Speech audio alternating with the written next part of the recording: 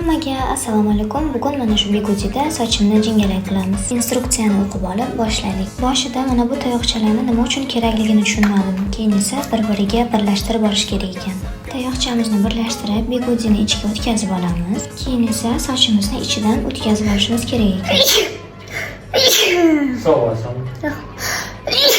Sog'.